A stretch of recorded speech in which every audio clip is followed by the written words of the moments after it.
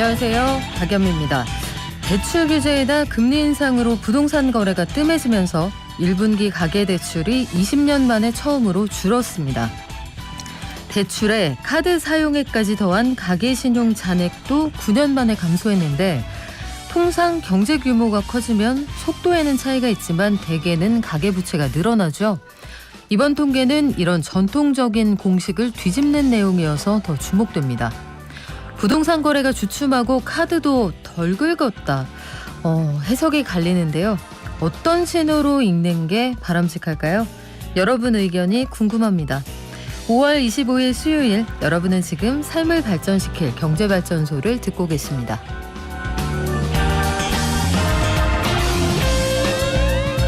동반성장위원회가 대리운전업, 중소기업 적합업종으로 지정을 했습니다. 기존의 대기업들은 마케팅 좀 자제해라 이렇게 권고를 하는데 사실상 강제사항이다 이렇게 받아들여지고 있네요. 또 역대급 적자가 난 한국전력, 전력 도매 가격에 상한선을 둔다고 하는데 이게 무슨 얘기일까요? 전기요금에는 어떤 영향을 미칠지 알아보고요. 각종 플레이션 올라갔다. 그 가운데 기대인플레이션이 또 올랐다고 합니다. 또 루나 테라 관련해서 코인값 폭락했는데 투자자하고 코인 숫자는 더 늘었다고 하네요. 어떤 얘기인지 함께 들어보고요. 소비자들에게 투자주의보도 내려왔다고 합니다. 다양한 경제 소식 한국경제신문 나수지 기자와 알아보고요. 증시 들렀다가 경제 언박싱 하는 날이죠. 오늘 각종 물가가 하루가 멀다 하고 오르고 있다 소식 속에서 에그플레이션, 런치플레이션, 누들플레이션까지 등장을 했다고 하는데 각종 플레이션 오늘 총정리 한번 해보겠습니다. 또 이슈발전소, 오늘 임차인 보호를 위해서 도입된 전월세 신고제 시행 1년을 앞두고 있는 그런 제도인데요. 어떤 점들이 좋았는지 보완할 점은 무엇일지 함께 알아볼게요. 저희 방송 중에 단문 50원, 장문 100원, 샵 0951하고요. TBS 앱과 유튜브도 열어두겠습니다.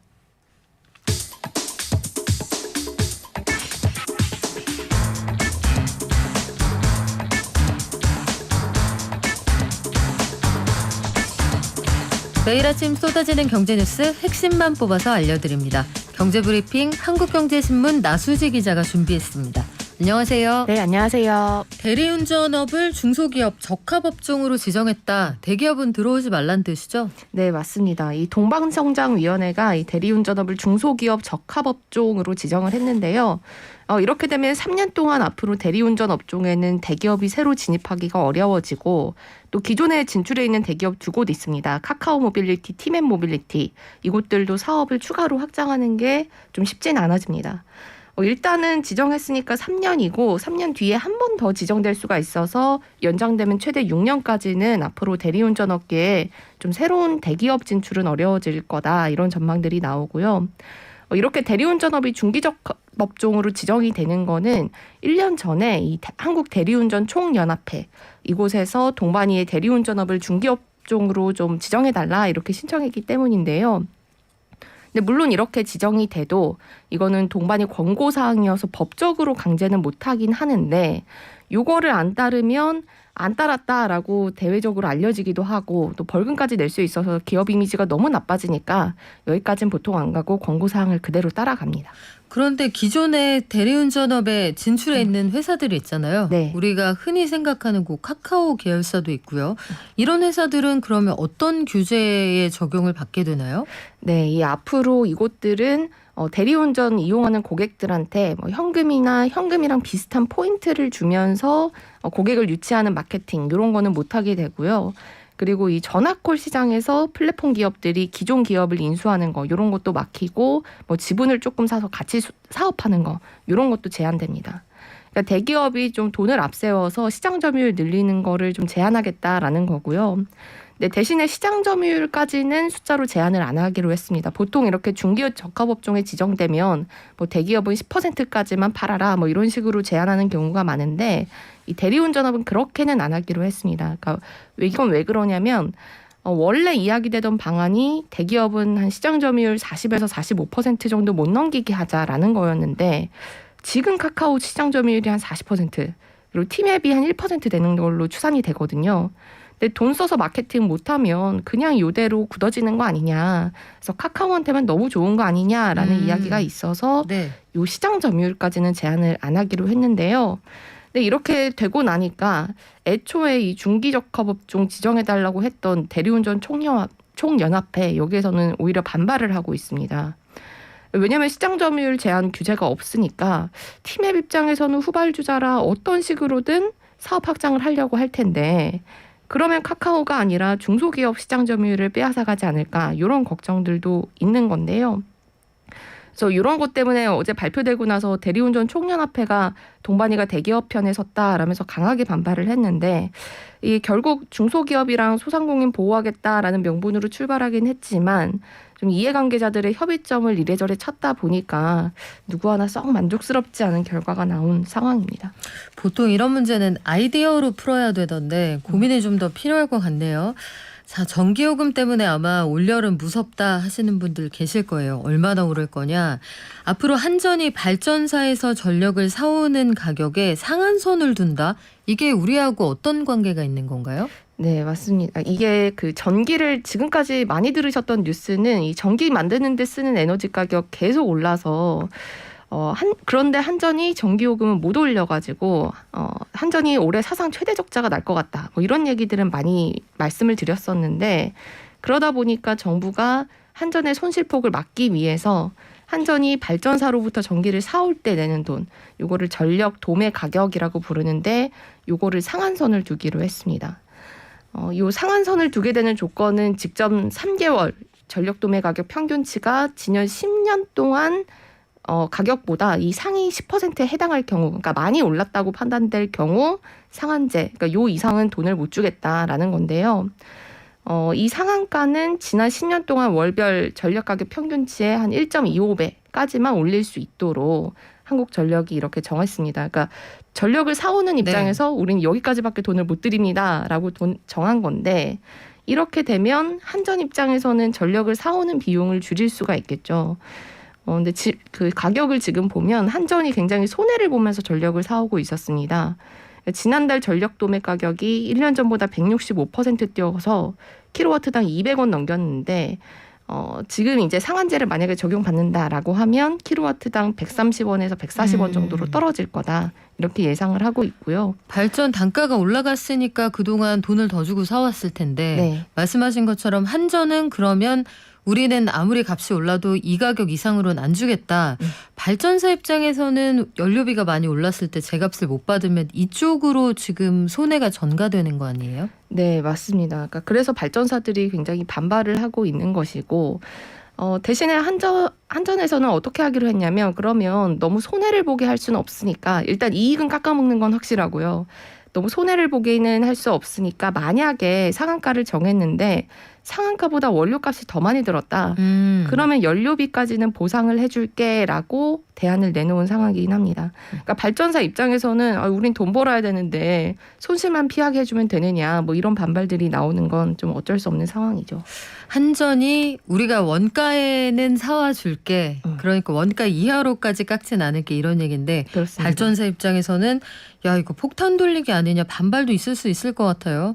정부가 전력 도매 가격 상한제를 도입하려는 이유가 있겠네요.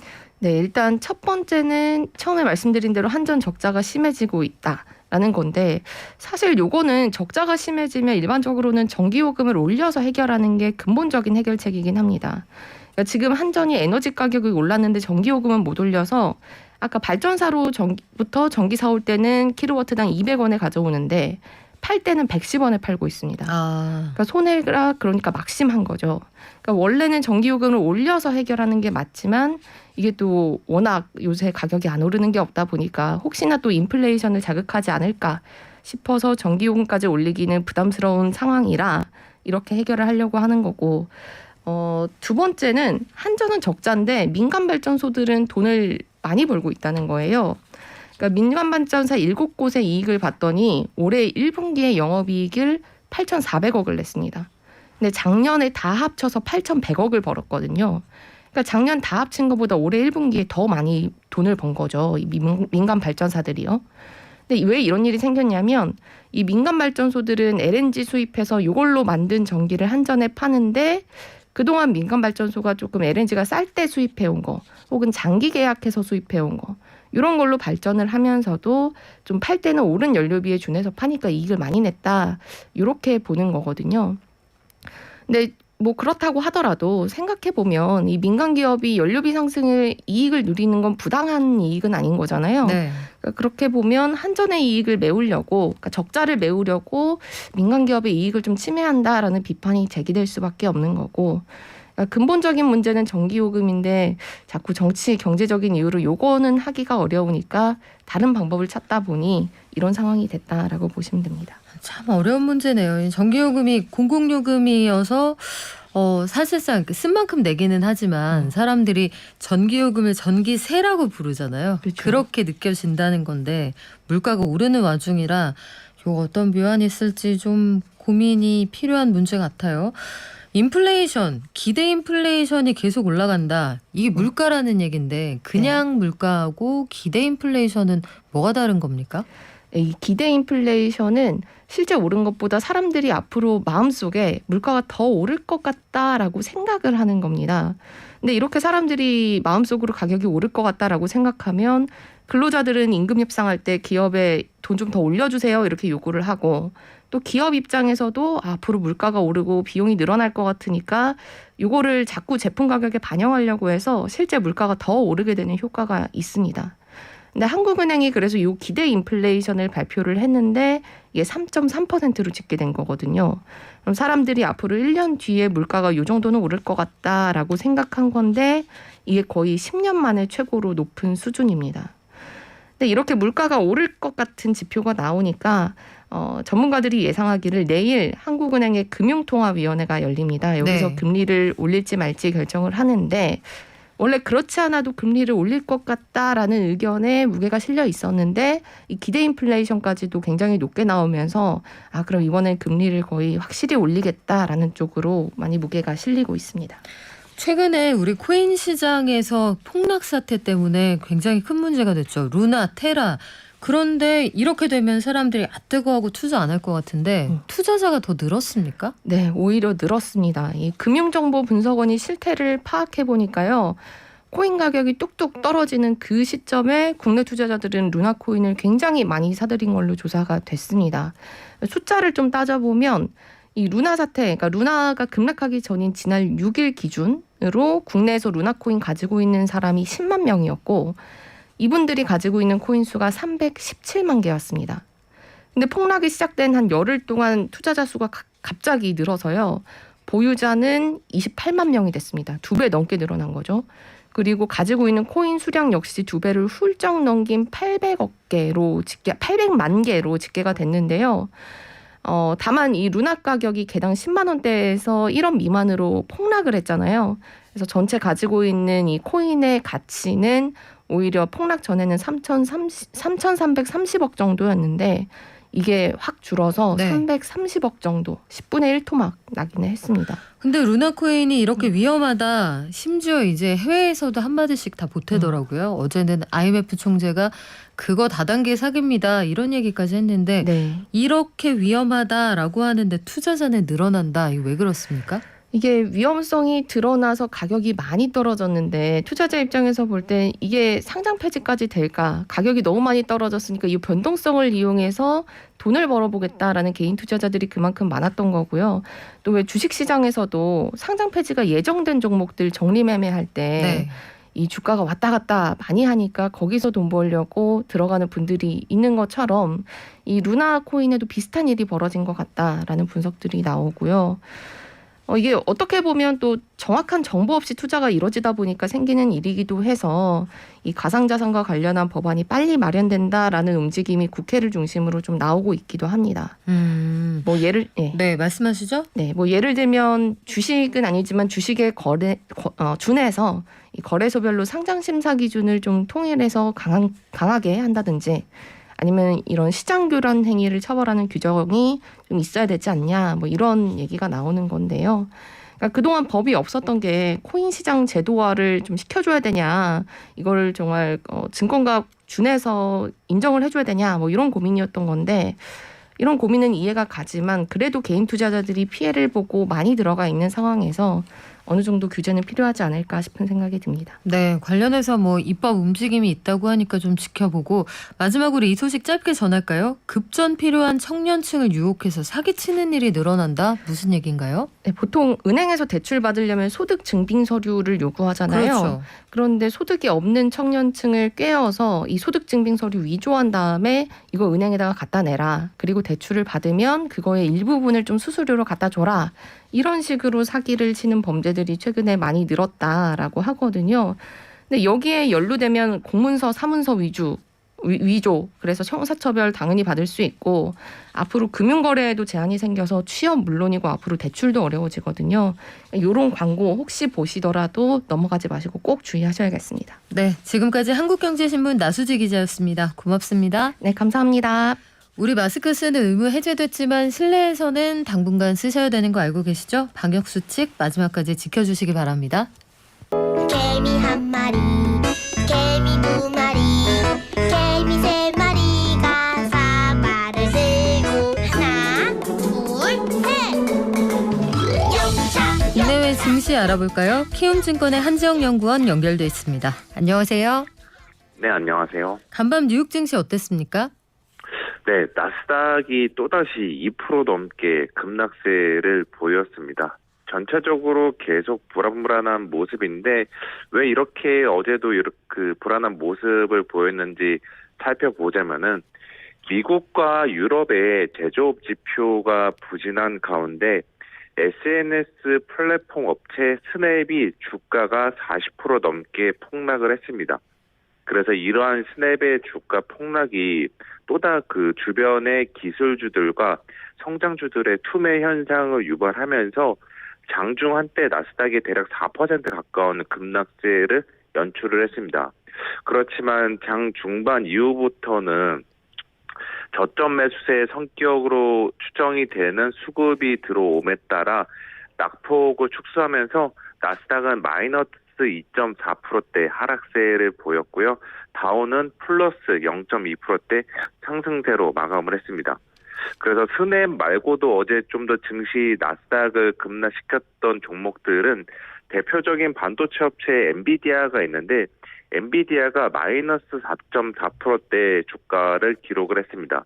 이거는 오늘 밤에 이제 발표 예정인 1분기 실적에서 그 예상보다 부진한 실적을 기록할 것이라는 우려가 확산이 됐다라는 점이 주가 하락의 요인이었다라고 볼 수가 있고요.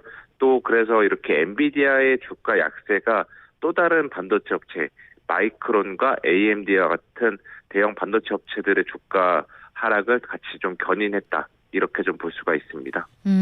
특히 SNS 업체인 스냅의 주가가 크게 빠진 게 영향을 줬다 이런 얘기가 있는데 일단 스냅이라는 회사 한동안 굉장히 주목받던 회사인데 주가가 왜 이렇게 떨어졌습니까? 예, 일단 여기 이제 CEO가 직원들에게 보낸 서한에서 안 좋은 이야기들을 많이 했던 것으로 알려져 있습니다. 간단히 좀 요약을 드리면은 지금 스냅 자체의 회사의 펀더멘털 기초 체력은 탄탄하지만 역시나 이들도 인플레이션과 공급난, 또 노동시장의 공급 부족, 더 나아가 플랫폼 정책 변화 등 안 좋은 상황에 직면해 있다라고 밝혔고 그렇기 때문에 이제 우리들도 허리띠 졸라매기에 들어가겠다라는 이야기를 했습니다. 즉 고용과 신규 투자를 중단하고 또 올해 예산 편성을 재차 검토하겠다라고 강조하면서 각 부서 책임자들에게 비용 절감 방안을 제출할 것을 요청했다라고 지금 알려져 있는 상황입니다. 그래서 이렇게 스냅의 그 사정이 그 외부 변수, 외생 변수라고 하죠. 인플레이션이나 공급난 혹은 이제 우크라이나 사태 충격 이런 것들로 안 좋다라는 전망들이 확산이 되다 보니까 이게 이제 스냅뿐만이 아니라 다른 기업들 역시 비슷하겠구나라는 불안감들을 유발하면서 어제 전체적인 미국 증시 특히 성장주들과 기술주들의 연쇄 부정적인 주가 반응을 유발했던 것으로 판단을 하고 있습니다. 또 스냅의 주가가 폭락했던 이유 중 하나는 아까 잠깐 언급드린 플랫폼 정책 변화와도 상관이 있는데요. 이거는 애플 때문에 그런 것으로 저는 생각을 하고 있습니다. 왜냐하면은 애플이 지난해 아이폰 사용자 개인정보 보호를 강화하는 정책 변화를 내세웠었는데 그게 뭐냐면은 앱스토어 내 규정을 바꿔서 어플리케이션 업체들이 맞춤형 광고를 사용하기 위해 이용자들의 정보를 추적하려면은 이들로부터 명시적으로 승인을 받도록 정책을 바꿨습니다.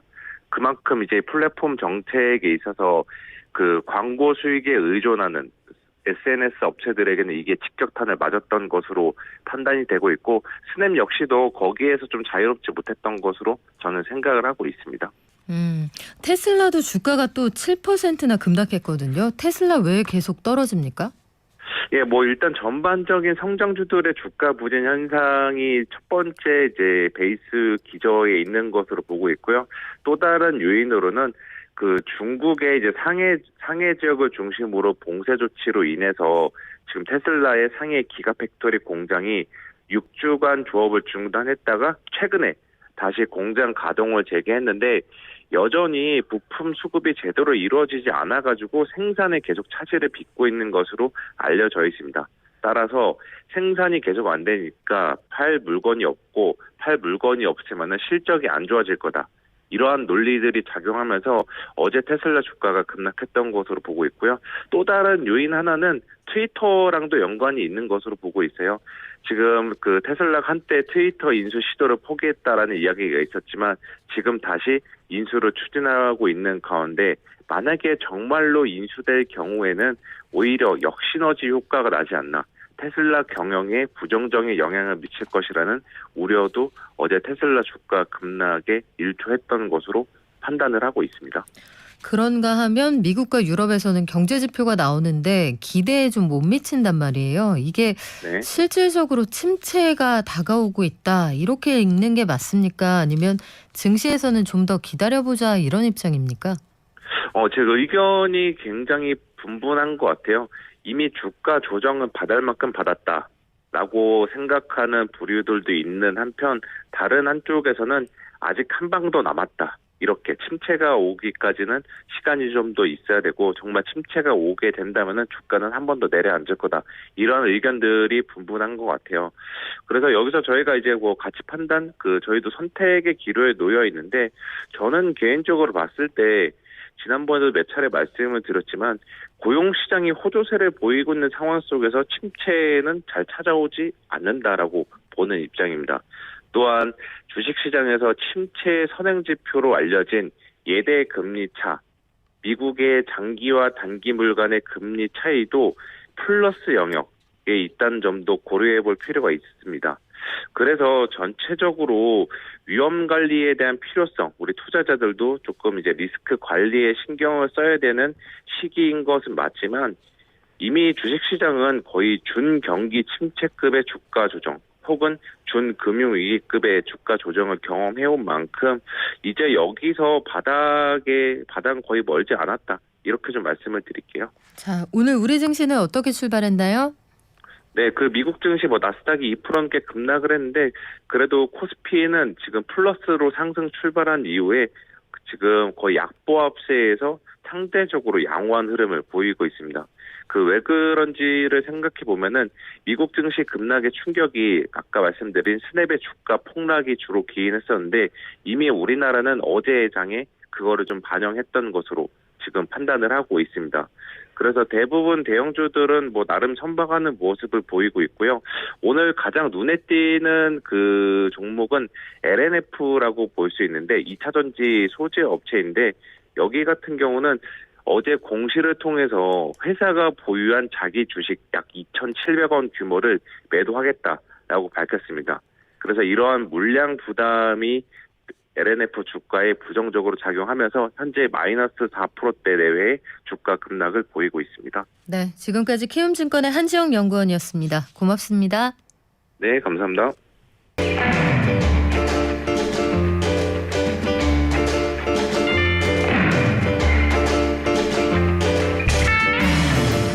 들어서 경제 뉴스 보시면 무슨 인플레이션이 그렇게 많은지 모르겠어요. 인플레이션, 물가 얘기는 뭐 항상 나오는 것 같고 기대 인플레이션 아까 말씀드렸습니다. 지금은 얼마인데 앞으로도 얼마 동안 얼마나 올라갈 것 같아 이런 느낌이거든요. 근데 그게 끝이 아니라고 해요. 짜장면값, 냉면값 오른 걸 두고 누들플레이션 이런 말도 생겼고요. 런치플레이션, 점심값이 너무 비싸다 이런 얘기겠죠. 각종 플레이션, 사실상 올플레이션의 시대입니다. 그 와중에 뷰티플레이션 언제 오죠? 미모 성수기를 기다리는 사람들한테 그 소식은 좀 먼 것 같고요. 오늘 플레이션의 모든 것을 알아보려는 시간 마련했거든요. 수요일에 찾아오는 경제 언박싱, 한양대 경제금융학부의 이정환 교수와 함께 공부해 보겠습니다.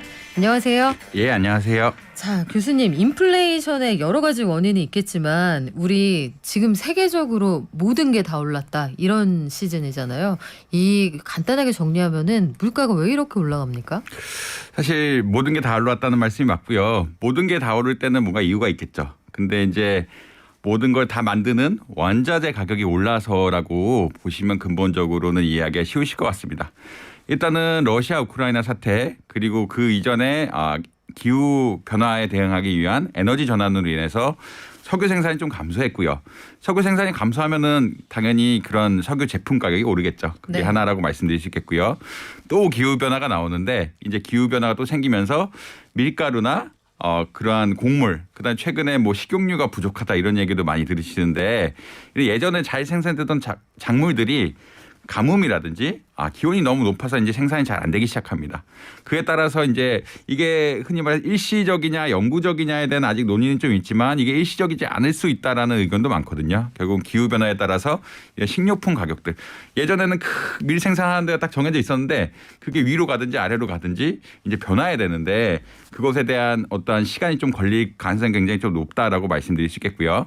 마지막으로는 뭐 글로벌 밸류체인, 밸류체인 네. 이야기하는데 뭐 간단하게 얘기해서 여기서 말하는 밸류체인은 약간 물류의 개념에 가깝습니다. 글로벌 물류가 코로나19로 위축이 됐다가 다시 돌아와야 되는데 이렇게 물류망 자체가 돌아오지 않으면서 결국은 어떻게 보자면 물류망이 안 돌아온다는 건 물류 가격이 비싸진다는 얘기겠죠. 그러니까 유통 가격도 올라가고 뭐 기름 가격, 그다음에 원자재 가격 전체적으로, 그다음에 식료품 가격, 유통 가격 뭐 이런 것들이 다 올라가기 시작하니까 이제 원자재 모든 것을 만드는 데 필요한 것들의 가격이 올라가게 되고 이에 따라서 전반적으로 모든 가격이 상승하게 되는 이런 현상이 발생할 수 있다. 그러니까 물건 파시는 분들은 손해를 보고 파실 수는 없는 일이기 때문에 네. 결국 원자재 가격이 올라가면은 일부 반영을 할 수밖에 없는 상황이다. 그렇게 된 거고 이런 전반에 모든 가격들이 올라갔기 때문에 물가가 올라가게 되는 이런 상황이다라고 보시면 될 것 같습니다. 버티다 이제 올릴 수밖에 없는 상황이라는 얘기인데 그 와중에 좀 더 걱정스러운 건 사실 저는 이 부분인데요. 물가가 올라가고 내려가고는 사실은 파동처럼 흐름이잖아요. 과거에도 품목별로 그런 적은 있었는데 지금처럼 안 오르는 게 없어. 이거는 굉장히 오랜만인 것 같기도 하고 각국 중앙은행들이 예전보다 자신감이 좀 없어 보여요. 예를 들면 금리 올려서 우리가 물가 잡을 수 있어. 이렇게 시장에 호언장담하는 게 아니라 요거라도 해볼게. 약간 이런 느낌이 있단 말이에요. 지금 중앙은행들이 통화정책으로 물가를 잡는다. 얼마나 유효합니까? 사실은 이렇게 물가가 올라가게 되면은 잡는 방법은 통화정책뿐이 없다라고들 생각을 하고요. 그게 사실은 중앙은행의 운용 정책이라고 보시면 될 것 같고요. 사실 인플레이션이 이렇게 높게 나온 지가 한 40년 됐습니다. 1980년대 뭐 교과서에 나오는 석유 파동이라고 이야기하죠. 그래 석유 파동이 일어나면서 원자재 가격 상승이 일어나고 이런 원자재 가격 상승들이 결국은 물가에 지나친 영향을 미쳐서 물가 상승률이 미국의 경우 한 20% 정도 될 때까지 되는 경우가 생겼는데 그때 어떻게 했었냐면 금리를 기준금리 네. 1년 금리 안쪽을 20%까지 올려버립니다. 금리를 20%까지 올려가지고 단기적으로 수요를 위축시키고 수요를 위축시키면 아무래도 물건을 팔려는 사람들이 팔 수가 없으니까 물건 가격이 떨어지게 되는 이런 현상에 의해서 기본적으로 가격을 완화시켰거든요. 왜냐하면 인플레이션이란 것은 뭐 기대 인플레이션 이야기도 하지만 네. 약간 자기 형성적인 측면이 있습니다. 왜냐하면 계속 올라갈 거라고 생각을 하고 올라갈 거라고 생각을 하면은 내가 물건을 살 때라든지 흔히 말해 임금 계약을 할 때라든지 그것을 반영해서 계속 올리는 그런 경향도 있기 때문에 이것을 잡으려면은 기대 심리를 확 낮춰야 된다라는 그런 컨센서스가 있고요. 그렇기 때문에 금리를 많이 올리죠. 금리를 올린다는 것은 기본적으로 개인이 하는 소비를 위축시키고 돈을 투자를 해라. 왜냐하면 금리가 높다는 것은 우리가 투자 기회가 많다는 얘기고 오늘 소비하는 것보다는 좀 저축해서 내년에 투자를 내년에 소비를 해라. 이런 측면이 하나가 있고 기업들도 금리가 이렇게 비싼데 투자 같은 수요를 늘리지 말고 좀 투자를 이연해서 어떻게 보면은 내년에 뭘 하자 혹은 내후년에 뭘 하자 이런 식으로 가는 논리이기 때문에 결국은 금리 인상이 사실은 거의 유일한 해법이고요. 근데 이제 얼마나 올려야 되느냐, 어느 정도 네. 올려야 되느냐는 아직 컨센서스가 왔다 갔다 하는 것 같고요. 당연히 중앙은행에서는 이제 너무 많이 올리면은 피해가 심하죠. 지금 한국의 가계부채가 2,000조라고 이야기하는데 가계부채 금리가 2% 올리는 게 사실은 부담이 되거든요. 그러니까 최소하는 수준에서 금리를 올려가면서 물가를 잡는 이러한 방향으로 가고 있다 정도만 아마 말씀을 드릴 수 있을 것 같습니다. 근데 말씀하신 것처럼 지금 그 적정선을 찾는 게 참 어렵지 않습니까? 예컨대 보면 미국에서 옛날에 미국 중앙은행 의장을 지낸 그러니까 전 연준 의장인 버냉키 의장이 이런 식으로 하면은 연준이 제대로 못하고 있기 때문에 1, 2년 안에 물가는 되게 오르고 경기는 안 좋은 스태그플레이션이 온다. 알면 좀 미리 얘기해 주지. 꼭 나중에 그러더라고요. 이런 얘기도 하고 말씀하신 것처럼 금리가 막 올라가면 사람들의 생활은 되게 고통스러워지고 근데 이게 또 적정선을 넘어버리면 물가는 못 잡으면서 경기만 어렵게 하는 거 아니냐 이런 얘기도 있거든요. 스태그플레이션에 대한 가능성을 언급하는 사람들이 늘어나는데 교수님이 보시기엔 어떻습니까? 사실은 이게 어느 정도 맞다는 이야기는 드릴 수 있을 것 같고요. 그런 것의 근간은 인플레이션, 그러니까 물가 상승, 특히 이제 비용 상승이라고 아까 조금 말씀드렸는데 기름값이 오르고 밀가루 값이 오르고 수출입이 안 돼서 원자재 가격들이 다 오르는 이런 현상들이 벌어지면은 보통 다른 것에 비해서 물가 상승률은 지속된다라고 좀 이야기합니다. 지속. 그러니까 왜냐하면 이게 식량을 생산하려고 그래도 1년이 넘게 걸리는 것이고요. 네. 원자재 생산 같은 것은 기본적으로 굉장히 공급망 최하단에 있고 뭔가 되게 기본적인 작업들, 그러니까 기본적인 작업들도 많고 아니면 광물 생산 같은 것은 투자를 많이 해야 되고요. 이런데 시간이 좀 걸리거든요. 시간이 걸린다는 것은 이제 한동안 공급이 부족하면 가격이 오를 수밖에 없는 상황이고 그래서 이것을 어떻게 해결해야 되느냐가 사실은 중앙은행이나 이제 정책 당국의 관심사인데 버냉키 전 의장님이죠. 전 네. 의장님이 한 거는 1980년대 사례를 봤을 때 그때 금리를 급격하게 볼커 피리어드라 그러는데 네. 금리를 급격하게 20%까지 올리면서 단기간에 이것을 끝내고 빨리 정상화되는 게 낫다. 그러니까 이제 아까 말씀드린 것처럼 물가는 약간의 이연 효과. 결국은 물가 상승된다고 하면은 계약도 바뀌고 여러분들 모든 전반적인 가격이 미래가 가격이 오를 거기 때문에 내가 오늘 하는 무유 계약이라든지 이런 게 전반적으로 바뀔 가능성이 있기 때문에 한꺼번에 올려서 해결을 좀 빨리 하는 게 낫지 않느냐라고 평가를 하고 있는 것이고요. 그것을 근간은 물가 상승률이 그렇게 쉽게 잡히는 측도는 아니다. 특히 이제 물가 상승률은 작년하고 비교해서 측정하기 때문에 네. 약간 계속 이게 지속적으로 올라가는 양상 혹은 떨어지는 양상이 있을 수 있고요. 그리고 그 소스 자체가 그러니까 특히 이 수요에 의한 물가 상승. 그래서 예를 들어서 갑자기 사람들이 물건을 많이 사서 돈이 많이 생겨서 물가가 오른다 그러면 큰 상관이 없는데 그런 케이스가 아니라 지금 같이 근본적인 문제죠. 아주 원자재, 밀가루, 식용유 이런 것들에 대한 어떠한 물가 상승 충격이 오면은 쉽게 가라앉지 못할 가능성이 높으니까 이제 금리 정책을 더 적극적으로 쓰는 게 어떠냐 이렇게 이야기하는 맥락이고 실제로도 그런 가능성이 없지는 않다라고 보시는 게 맞을 것 같습니다. 지금 교수님이 잠깐 언급하신 그 볼커의 시기라는 게 그 볼커루를 만든 미국의 그 양반. 네, 그 양반이시죠. 굉장히 공격적으로 금리를 올려서 그때 당시에 사는 사람들은 좀 아주 고통스럽지 않았을까 이런 생각이 들거든요. 근데 이제 인플레이션보다는 그러니까 인플레이션 거의 제일 안 좋은 거라고 생각을 하고 어떤 쪽의 고통을 선택하느냐 선택으로 보는 거군요. 예, 선택이고 이제 인플레이션은 아까 말씀드린 네. 것처럼 이렇게 기대 형성이란 개념이 조금 있기 때문에 금리야 올리고 내리는 건 사실은 어떻게 보면 기술적으로 조절하는 부분인데 인플레이션 같은 부분은 사실은 기대 심리가 작용을 하죠. 기대 심리가 계약에 영향을 미치고 그 계약에 따라서 또 인플레이션 유발하고 이런 것들이 악순환으로 돌아가기 시작하면은 피해가 너무 심해진다. 그렇기 때문에 단기간에 끊는 게 더 낫다라고 생각하는 게 흔히 말하는 통화주의자들의 생각입니다. 통화주의자들의 생각은 기본적으로 통화를 확 줄이면은 물가가 내려간다라고 생각을 하는 거고 이러한 처방을 통해서 실질적으로 예전에 뭐 남아메리카 이런 데 초인플레이션 이야기 네. 많이 하는데 초인플레이션 같은 걸 잡고 이런 현상 그런 것을 실제적으로 성과를 보이기도 했거든요. 그러니까 확실한 방법인데 참 피해가 크죠. 피해가 굉장히 크다라고 말씀드릴 수 있겠습니다. 결국은 어느 쪽의 기회비용이 더 크냐 이게 선택의 문제라는 얘기인데 중국으로 잠깐 가보면 중국에서도 산업이나 소비가 급격히 침체되고 있다. 이게 이미 지표로 증명이 된다. 이런 주장들이 있어요. 그래서 중국도 물가가 필경 오를 것인데 불과 엊그제 그 장기금리는 좀 내렸잖아요. 그러니까 선택을 하는 상황에서 보면 우리는 경기가 더 급해 이런 얘기 아닙니까? 그러면 중국 같은 나라들이 경기에 리스크가 있다. 우리한테도 영향이 클 것 같은데요. 예, 일단 중국은 사실은 아직 위드 코로나 상태가 아니어서 수요 부분에 의한 인플레이션 압력이 좀 적고요. 그 말은 이제 사람들이 봉쇄가 돼 있으니까 네. 물건을 살 수가 없고 그러니까 물건을 많이 사야 가격이 오르는 건데 그런 채널이 일단 막혀 있어서 그다음 제조업 자체가 이제 그런 공급망 단절 그리고 봉쇄로 인해서 잘 운영이 안 되는 상태이기 때문에 일단 유동성을 풀면서 어떻게 보자면 경기를 살리고 경제를 원활하게 하는 게 우선이다라고 생각을 하고 이게 인플레이션 압력이 안 될 거 그러니까 압력보다는 지금 경기 살리는 게 우선이다라고 생각하는 그런 맥락인 것 같고요. 근데 중국이 약간 경기 침체라고 하는데 사실 인플레이션 차원에서는 조금 좋은 이야기이긴 합니다. 그러니까 왜냐하면 국가 인플레이션, 우리나라 인플레이션 관리 차원에서는 사실 중국이 수요가 늘어나게 되면은 네. 우리나라 물건을 많이 만들어야 되는데 물건이 많이 만들려고 그러면 원자재를 많이 써야 되고요. 원자재를 많이 쓰려 그러면 당연히 이제 원자재 가격들이 더 올라가게 되는 이런 효과들이 있는데 그래서 이제 일부 이렇게 중국이 위드 코로나를 못 간 지금 봉쇄로 계속 있는 상황이 인플레이션 압력을 조금 줄였다라고 평가하시는 분도 좀 있습니다.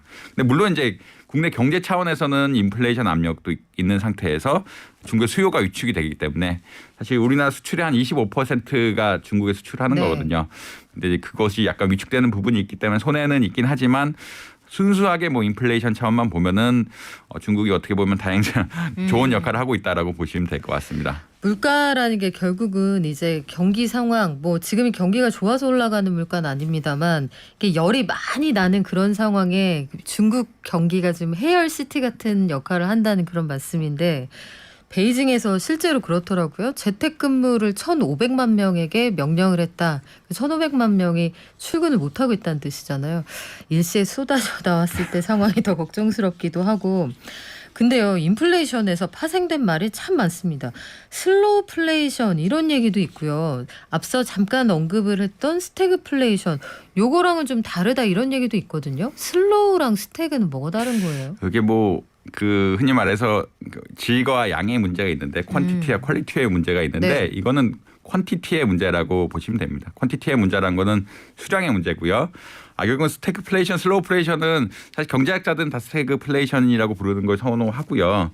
근데 뭐 슬로우 기자들이 좋아하는 말이죠. 슬로우는. 네. 슬로우플레이션은 그래도 경제 성장률이 0보다는 클 때를 그러니까 GDP 성장률이죠. 보통 경제 성장률이 GDP 성장률을 측정하는데 인플레이션 오르지만 이 효과가 GDP 성장률 이런 거에 미친 효과가 뭐 너무 크진 않아서 경제 성장률이 뭐 0% 이상 정도면 뭐 슬로우플레이션을 불러야 되는 게 아니냐. 스태그플레이션은 진짜 경제 성장률이 마이너스로 가면서 네. 점차 그 부정적인 사이클이라고 하죠. 인플레이션이 또 인플레이션 낳고 거기가 경기 침체가 더 심해지는 상황을 만들어야 되는 게 아니냐, 만들어내는 상황을 이제 스태그플레이션이야 불러야 되는 게 아니냐라고 해서 어떻게 보면은 언론의 논점이고 사실은 뭐 전체적인 경제학자들의 분석으로 봤을 때는 뭐 크게는 스태그플레이션이죠. 인플레이션이 경기를 위축시키는 상황. 그렇지만 이제 조금 쪼개보자면 덜 심하면 슬로우플레이션. 그다음에 더 심하면 스태그플레이션 뭐 이 정도로만 아마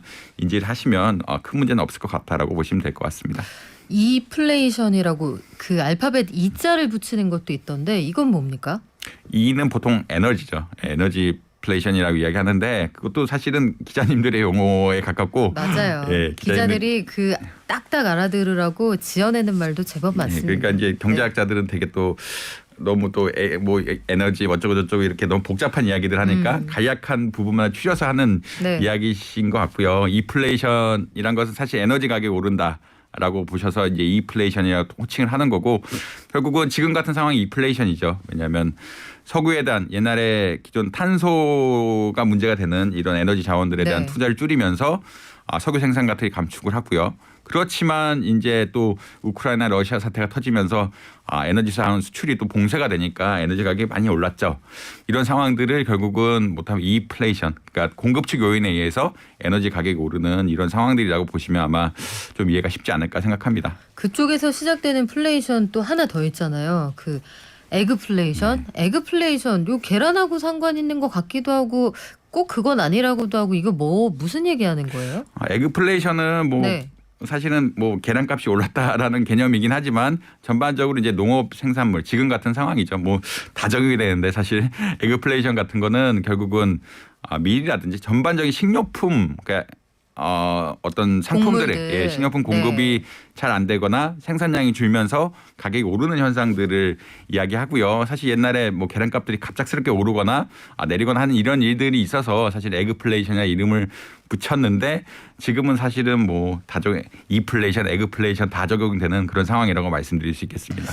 사실 러시아하고 우크라이나 그 전쟁이 끝나면 해결될 수 있는 문제가 많이 있을 텐데 그렇죠. 하지만 또 그런 생각은 들어요. 우크라이나가 지금 곡물 수출하려고 배에 실었는데 러시아가 못 지나가게 해서 여기 영국 군함이 출동을 하느니 마느니 간밤에 그런 소동이 있지 않았습니까?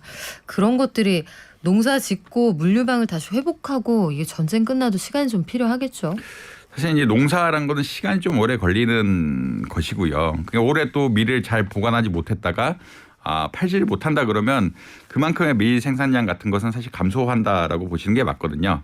특히 이게 곡물이란 것은 만드는 데 오래 걸리고 보관이 좀 오래 걸리는 데다가 네. 유통망이 중요하기 때문에 러시아 우크라이나 사태가 해결된다고 할지라도 이게 단기적으로 해결될 수 있느냐 좀 다른 문제인 것 같고 특히 아까 말씀드린 기후변화 문제가 있어서 예전에 우크라이나가 밀을 많이 생산했지만 옛날 뭐 교과서를 보면 세계 3대 곡창이다라는 이야기를 늘 하지만 이게 과연 더 갈 수 있느냐? 이게 여기서 과연 밀이 더 잘 자랄 것이냐?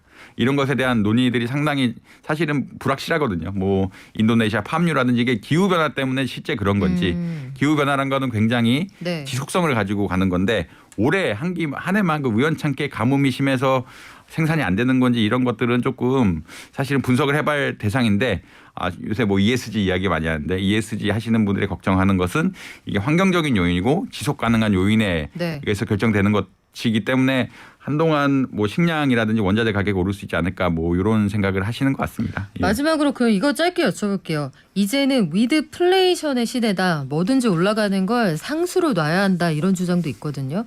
진짜 그렇습니까? 아니면 어떤 신호가 딱 포착이 되면은 우리 이제 조금 한김 시키고 갈 수 있어. 이런 신호가 있습니까? 사실 뭐 아까 말씀드린 데 인플레이션은 네. 지속성이 높은 지표이기 때문에 이게 꺾이기 시작하면은 한 달 두 달 꺾이기 시작하면은 이제 어떻게 보면 좀 지속적으로 내려갈 수 있다라고 또 예측이 가능한 지표이기도 하거든요. 그러니까 어느 시점까지 지금 계속 하는 우리나라 물가 상승률도 5월 거를 보면 이제 5% 넘을 거다라는 이야기를 많이 하는데 네. 지금 계속 올라가는 트렌드인데 이게 어느 정도 꺾여야 아마 되지 않을까. 꺾이면 또 지속적으로 꺾일 가능성이 높은 그런 지표다라고 보시면 될 것 같습니다. 네, 이게 물가가 방구들 같은 모양이에요. 금방 식지 않는다고 합니다. 마음의 준비를 좀 하고 여름을 나야겠네요. 지금까지 한양대 경제금융학부의 이정환 교수와 함께했습니다. 고맙습니다. 감사합니다.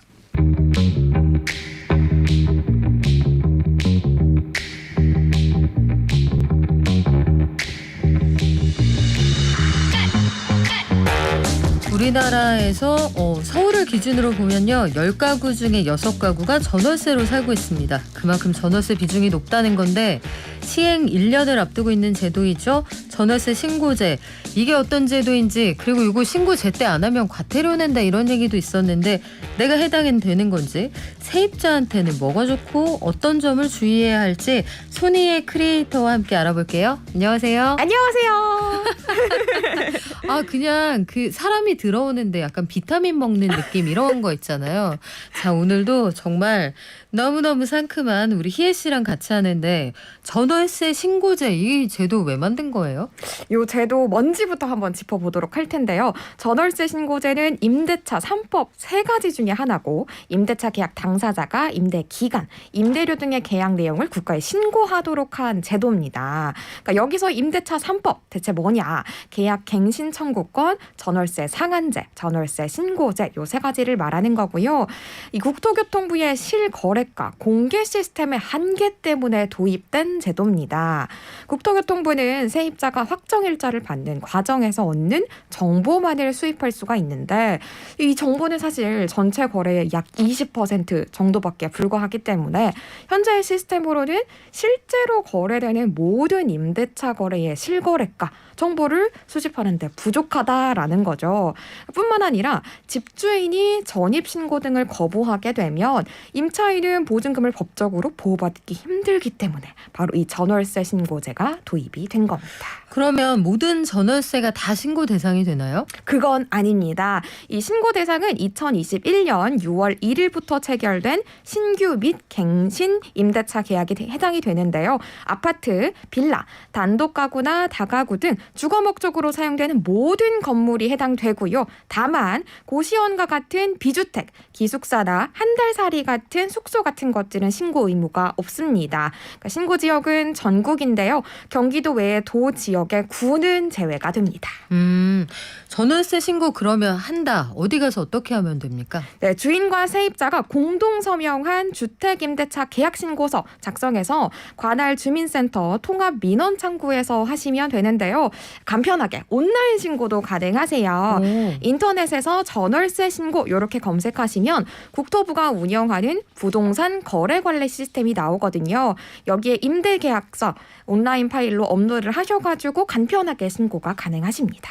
그럼 신고는 누가 해야 되는 거예요? 네, 원래 원칙 자체는 임대인이랑 임차인이 공동으로 하는 게 원칙이지만 임대인과 임차인 중에서 한쪽만 신고하셔도 되고요. 계약 체결일로부터 30일 이내에 하셔야 됩니다. 전월세 신고제 도입 취지가 세입자를 보호하기 위한 거다. 그렇죠. 근데 제도 시행 효과에 대해서 여러 가지 해석이 엇갈리거든요. 네. 어떻습니까? 장점이랑 단점이 존재하는데요. 우선 장점부터 얘기를 해보자면 전입신고와 확정일자 신고를 원스톱으로 할 수 있다. 요거는 확실히 장점입니다. 무엇보다도 도입 이유 중에 하나였던 세입자의 보증금 보호 기능이 강화가 되고요. 정확한 전월세 실태 파악도 가능해졌습니다. 하지만 어떤 제도든지 단점도 존재하잖아요. 네. 네, 집주인의 임대료 수입이 100% 노출되기 때문에 세부담이 늘어나게 되면 이걸 임차인에게 전가할 가능성이 있습니다. 네, 집주인들이 보유세나 임대소득으로 인해서 증가된 세금을 이유로 임대사업을 하나 둘씩 그만두게 되면 또 이걸로 인해서 민간 전월세 공급의 감소 가능성도 있고요.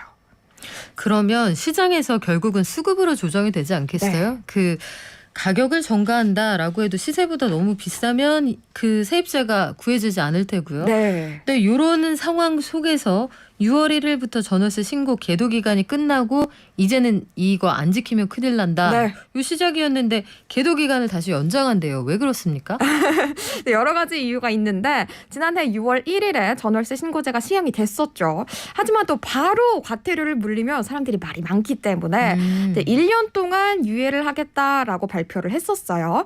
그래서 올해 6월 1일부터 과태료 부과 기간이 원래는 시작이 되는 거였는데 정부가 계도 기간을 연장하겠다라고 이렇게 슬금슬금 얘기를 하고 있는 거예요. 신고제 시행 이후에 전월세 신고 건수 자체가 증가함에도 불구하고 이 전체 거래 건수를 보면은 사실 아직은 누락분이 많은 겁니다. 그래서 각 지방자치단체는 또 당장 6월부터 신고 누락된 계약을 다 찾아내서 과태료를 부과해야 되는데 그렇게 되면 막대한 행정력이 투입되기 때문에 너무 부담된다라고 호소를 계속해 왔어요. 그래서 정부는 전월세 신고제 계도 기간을 1년가량 추가로 연장하되 임대인과 임차인의 자진 신고를 유도할 수 있는 보완 방안을 쓰겠다라고 네. 한 건데 대표적으로 얘기가 되고 있는 게 착한 임대인 제도를 운영해서 착한 임대인들에게는 인센티브를 두고 소형 아파트의 주택 임대 사업을 부활하는 방안을 논의 중인 것으로 알려졌습니다. 알려져 있습니다. 자, 오늘도 경제진이 팬들 진짜 많이 오시네요. 그린백님, 우리 청년 농부님이 경제계에 경제 뽀미 언니라는 의견도 있고요. 뽀미 언니, 경제진이 좋습니다. 네. 그린백님, 경제진이 좋고요. 유치원 선생님 같아요.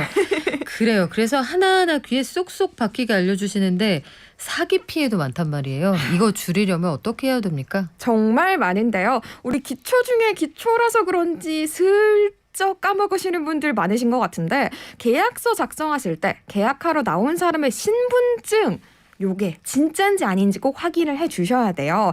좀 있어 보이는 말로 신분증 진위 여부 확인이라고 하는 거죠. 네. 네, 이 여부 확인하는 방법 아주 쉽습니다. 알려드릴게요.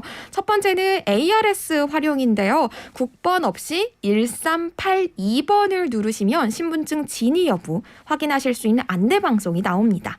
여기에 집주인에게 주민등록증 잠시만 부탁드려요 라고 해서 받아서 이 주민등록 번호와 발급일자 입력하시면 네. 진위 여부 바로 확인하실 수 그렇군요. 있고요. 네, 두 번째 방법은 정부 24를 활용하는 건데요. 홈페이지에 접속하셔서 사실 진위 확인이라는 메뉴 들어가시면 마찬가지로 주민등록번호 그리고 발급일자 입력하도록 돼 있어요. 여기 입력하시면 바로 띵동 하고 나오고요. 네, 운전면허 정보 역시 정부 24 활용하시면 바로 진위 여부 확인하실 수 있습니다. 그렇군요. 네, 살다 보면 우리 전월세 살 때 집 고치고 이럴 일 있잖아요. 요럴 때는 집주인이 어디까지 책임을 지면 됩니까? 사실 법에 수선 의무가 정해져 있기는 합니다. 네, 민법 623조에 임대인의 수선 의무를 규정하고 있는데요. 이 임대인은 목적물을 임차인에게 인도하고 계약 기간 동안에 사용하고 수익하는 데에 필요한 상태를 유지해줘라 이렇게 의미를 담고 있는 건데 그러니까 이 말인즉슨 임차인이 해당 집을 온전히 잘 쓸 수 있도록 보장을 해주라는 거잖아요. 근데 이 규정에 수리까지 해줘라라고 명시되어 있진 않아요. 네, 이것 때문에 시시비비가 많이 발생을 하게 되는데 우리가 법에 명확하게 명시되어 있지는 않지만 판례로 기록들은 남아있기 때문에 이걸 바탕으로 누가 얼만큼 책임을 지는지 알 수가 있습니다.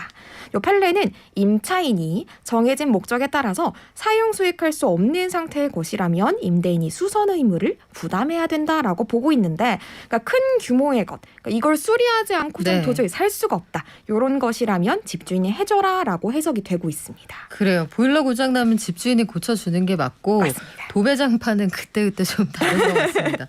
자, 마지막으로 사회초년생이나 전월세 계약 내가 처음 한다. 네. 이런 분들 어떻게 도움드릴 수 있나요? 네, 요즘에 인터넷상에 전월세 계약 전에 숙지해야 될 체크리스트 이런 정보 리스트 아주 쉽게 구하실 수 있습니다. 네. 등기부등본 보는 건 필수니까요. 이것도 꼭 확인해 주시면 좋겠습니다. 네, 지금까지 소니의 크리에이터였습니다. 고맙습니다. 감사합니다. 자, 오늘도 그 의견들 참 많이 주시네요. 전월세 관련해서도 의견 주시고, 근데 제가 보기에 상식선에서 관습적으로 우리가 해오던 고선에서 요구하고 해줄 거 해주고 그런 분쟁이 적을 겁니다. 날씨가 너무 덥죠. 자외선 조심하시고요. 우리 내일 또 건강하게 만나요. 내일 9시에 오겠습니다. 발전.